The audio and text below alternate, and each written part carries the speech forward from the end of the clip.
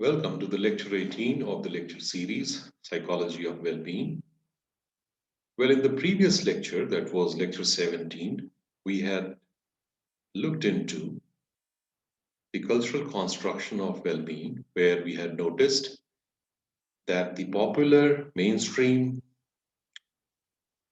conceptualization of well-being or mental health has been implicitly guided by the Euro-American assumptions, which Lou Fernandez and Kleinman talked about in terms of mind-body dualism, egocentric selfhood that emphasizes on agency and freedom and self-bound entity called self, and then also taking culture as an epiphenomenon. Now, we also notice that there could be cultures or societies where more sociocentric worldview might be the reality for people as a part of their understanding about their selfhood as well as well-being. And sociocentric worldview basically means that what is important in everyday life for people as far as their understanding of self and well-being goes is to look at the stakes that are there within the relational world and particularly focusing on the way a person could attain relational harmony. Now, the question in the present lecture and also two subsequent lectures would be to look at Indian context. And when we look at Indian context, it can be a very challenging question that can we really assume that we have this notion of sociocentric worldview that decides our sense of self and well-being as discussed in the previous lecture with the help of the contributions by Liu Fernandez and Kleinman.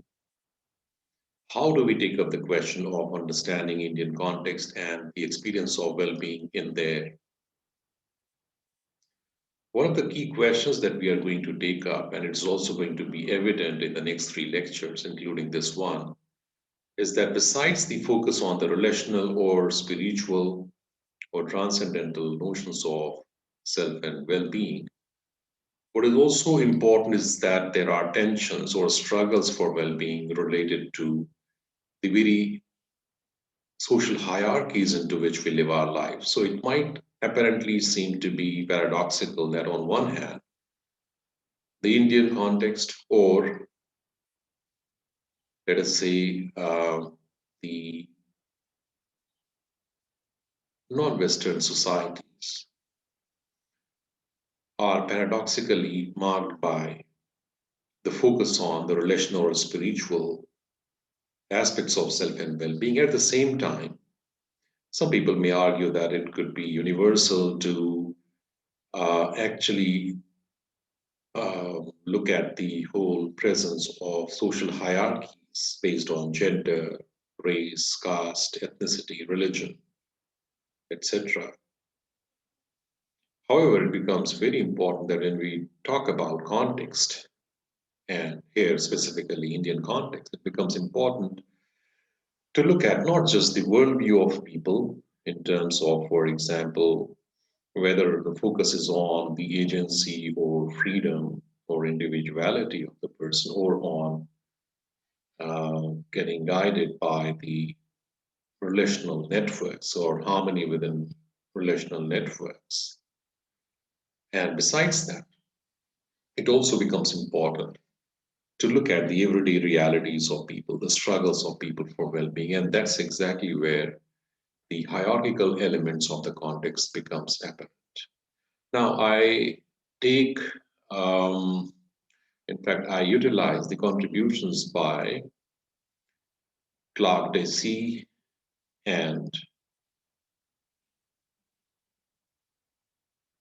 her colleagues' contributions in understanding the way in which Indian context can be understood in relation with how the experience or the experience of well-being or the struggles for well-being could be understood. So we'll begin in this lecture with defining what we understand by Indian context, or rather, we'll look at cultural boundaries of India and Buddhist notions of well-being to begin with. It's important to note that in these three lectures, we are going to look at the ancient classical Indian society and its conceptualization of self and well being.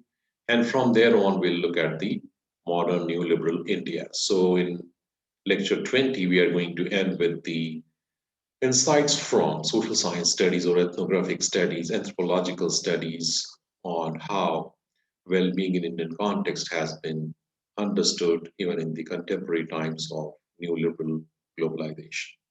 So, what is this lecture going to focus upon?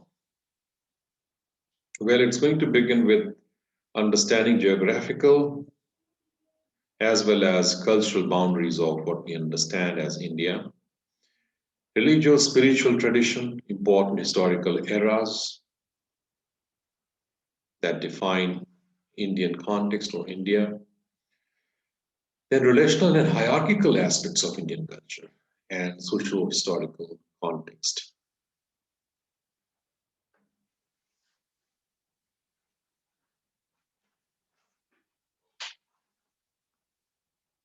We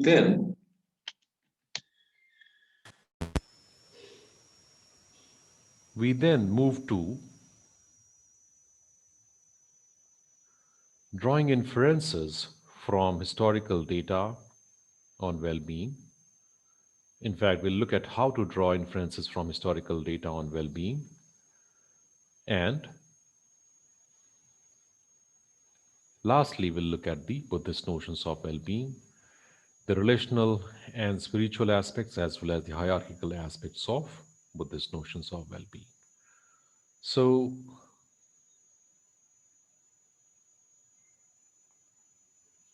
let us begin with understanding the geographical and cultural boundaries of India. Well, as Clark Dacey and her colleague Smith in 2017, it's a famous chapter that it's an important chapter that they wrote in an important book that looks at well-being, the pursuit of well-being in a variety of societies of the world, including the Western and the non-Western societies. Well, they have pointed out that India or Indian subcontinent in the pre-independence times that is referred to as South Asia, comprising India, Pakistan, Bangladesh, Nepal, Bhutan, and Sri Lanka in the pre-independence times, is a land of discrete and disparate cultures. These cultures have often collided but remain united in a cultural conservatism that renders it both possible and desirable to address well being as a recognizable continuum. Well, that's important because despite having discrete and disparate cultures, it's a cultural conservatism that that sort of orientation that has made it possible uh, to address well-being as a recognizable continuum. So they have at times collided, but still we find that there is uh, more or less peaceful coexistence as far as cultural lives of people of Indian subcontinent is concerned. The authors also maintain that such unity through cultural conservatism is in the pre and post independence times augment each other, enhance each other, complete each other, and taken together, they enable us to provide a vignette of continuity and well being in South Asia from deep historical periods to the present day. So that's something that I was mentioning earlier in the beginning of the lecture, that it makes sense to try and look at the classical or ancient Indian conceptions of self and well being and to present day, because despite variations, we find that there are There is this orientation of cultural conservatism that has provided possibility of coexistence of a variety of cultural notions of self and well-being. It's also important to look at the historical eras, um, particularly which are pronounced by religious spiritual tradition that has been. It basically marks the Indian context in the classical or ancient periods to the present day realities of Indians.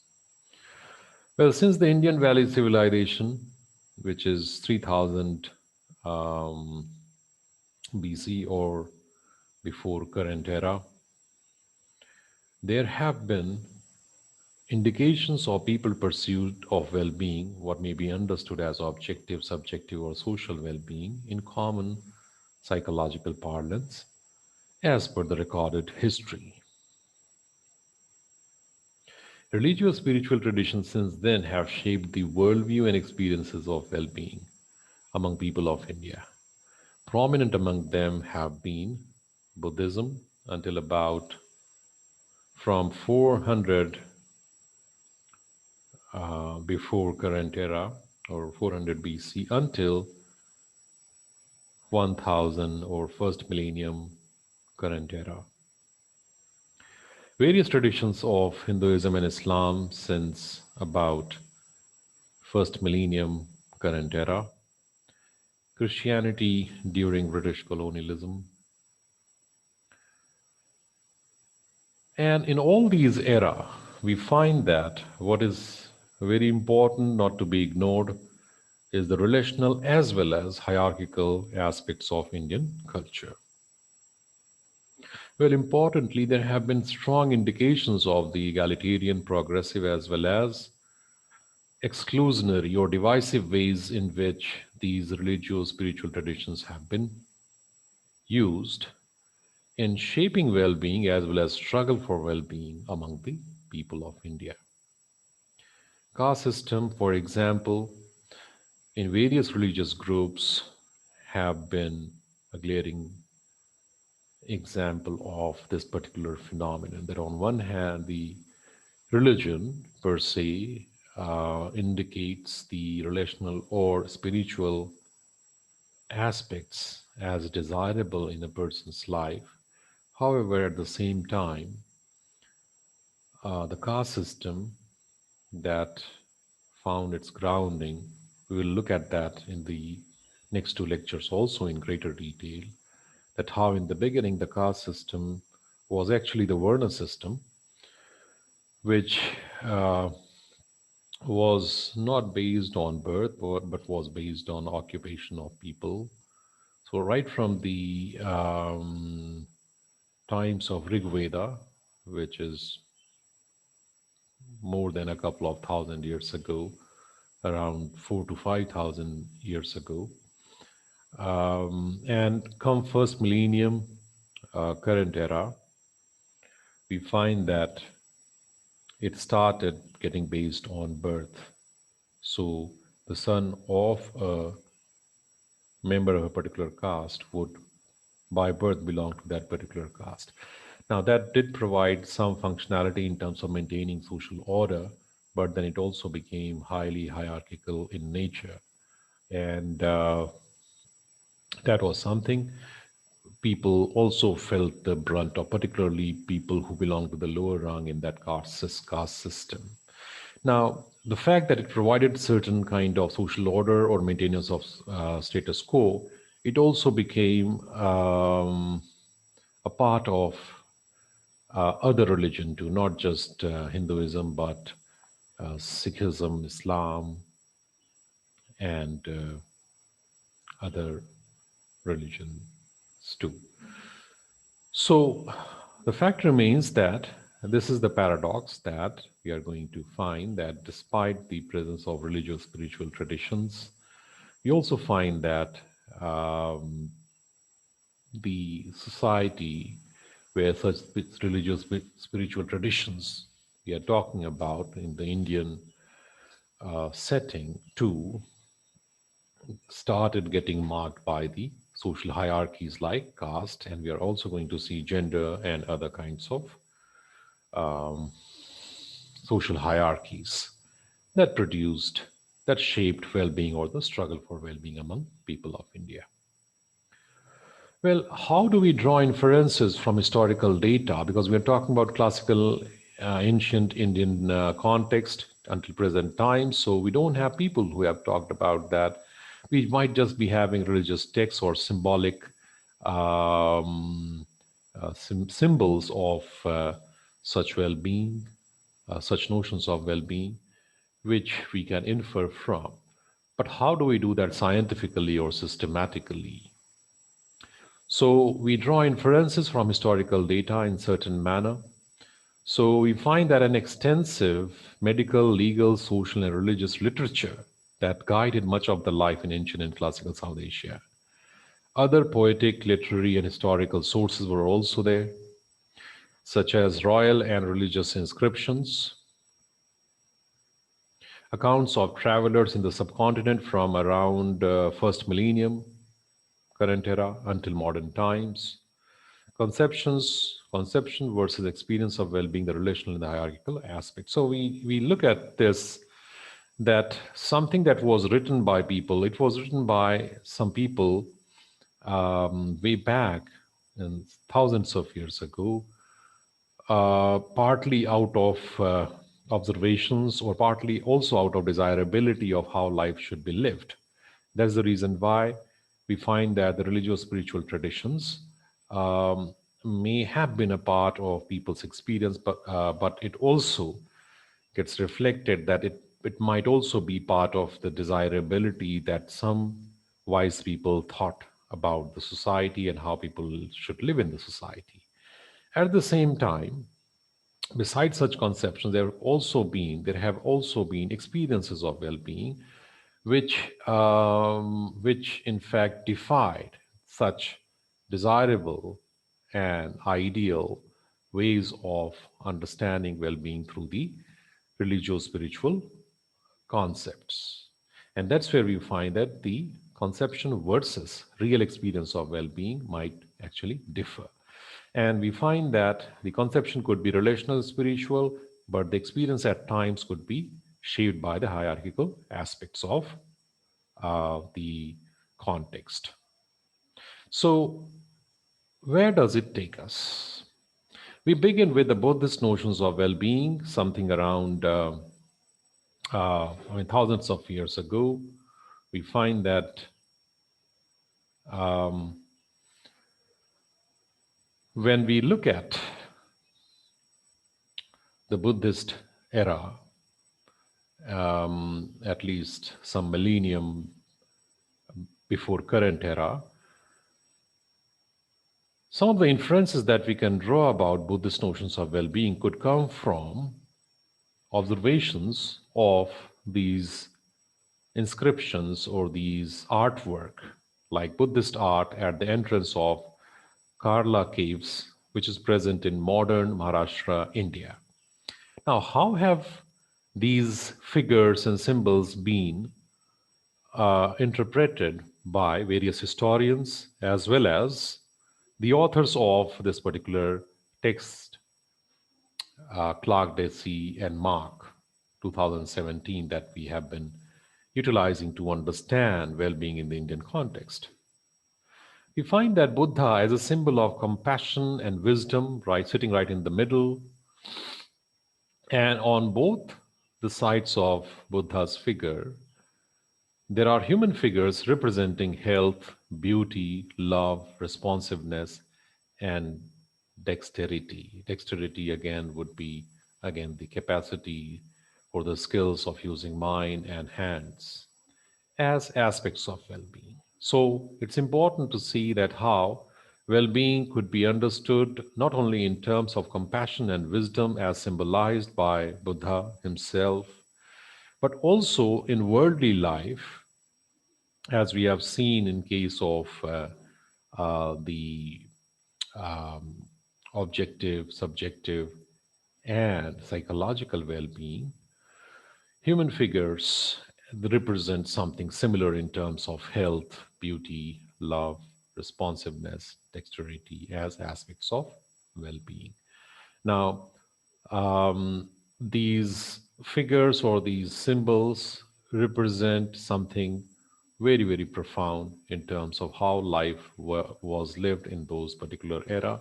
And these have also been substantiated by other historical data in terms of the writings and other kinds of inscriptions. But this is just one example of how such symbols could be indicative of Buddhist notions of well being in terms of understanding, well being in terms of compassion and wisdom, and besides that, the worldly aspects of that.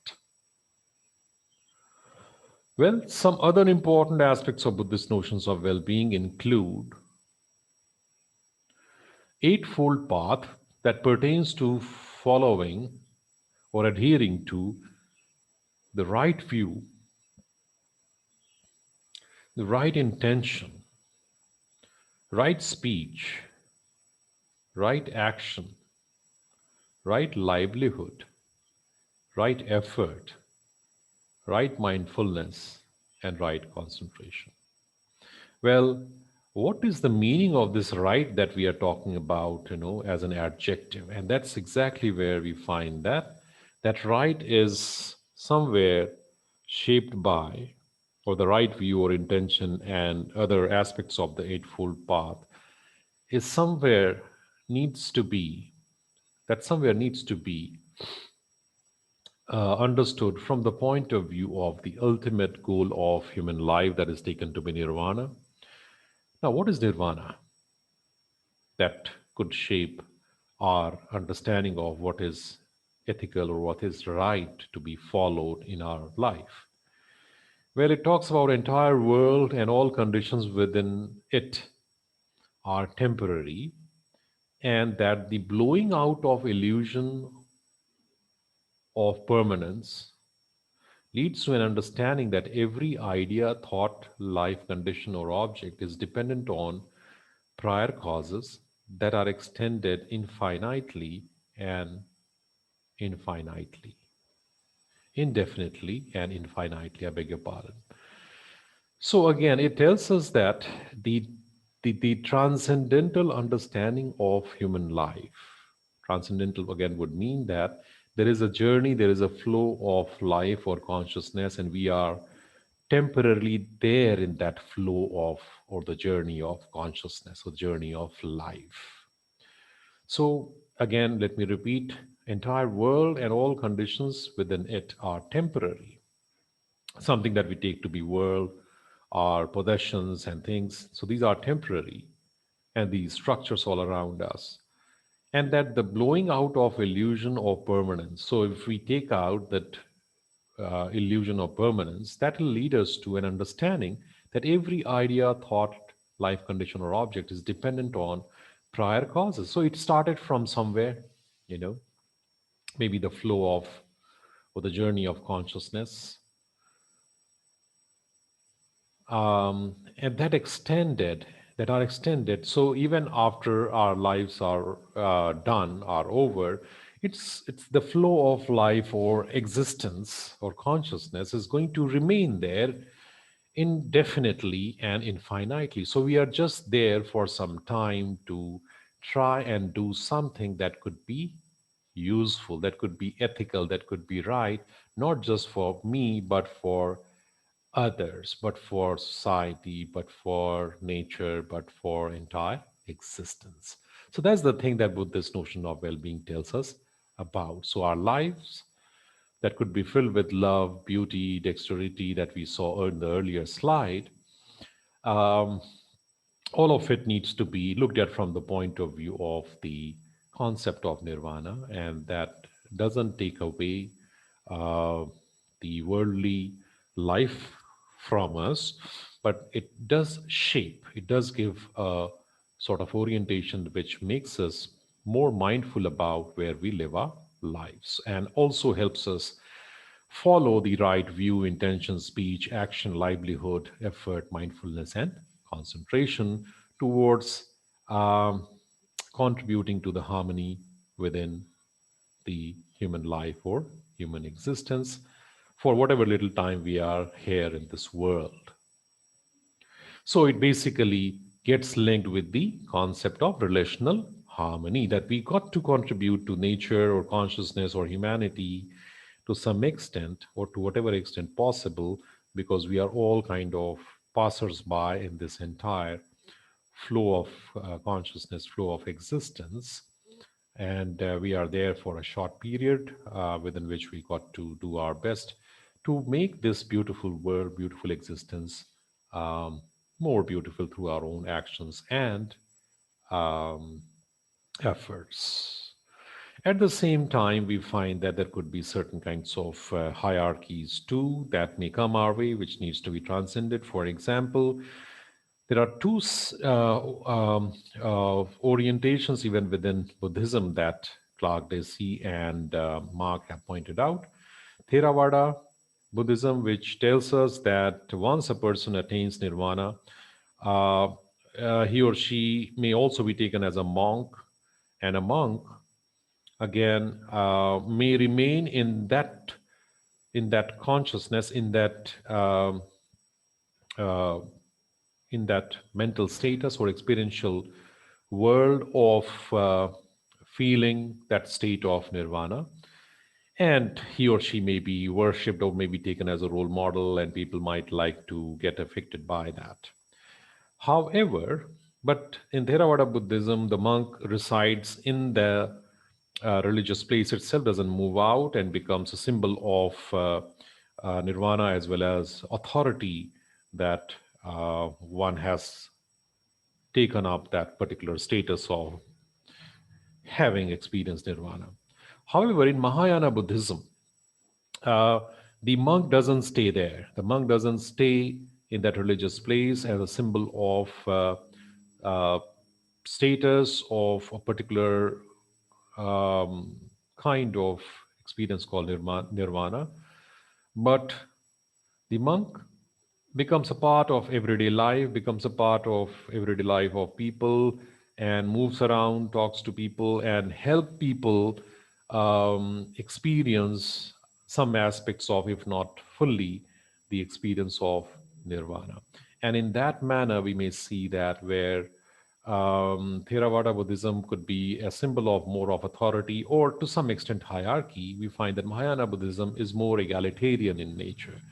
So in both the traditions, in both the orientations of Buddhism, Theravada and Mahayana, the religious spiritual tradition remains the same, but the notion of authority is not there in Mahayana Buddhism. Mahayana Buddhism, the preacher or the monk is a part of everyday life of people, and he or she may directly help people to get closer to the Buddhist notions of well being. In the next lecture, we are going to take up the ancient and medieval uh, or the pre-independent India and how well-being was understood and experienced by people, as I told earlier, with the help of both religious, spiritual, or relational conception of well-being, and besides that, the social hierarchies that were present throughout this particular period. So, in the next lecture, we are going to begin with that ancient and medieval times in the Indian context and how well being is understood in those times, and how it continues through the uh, to the present neoliberal times also. So that we will see in the next lecture, which is lecture number 20. Thanks very much.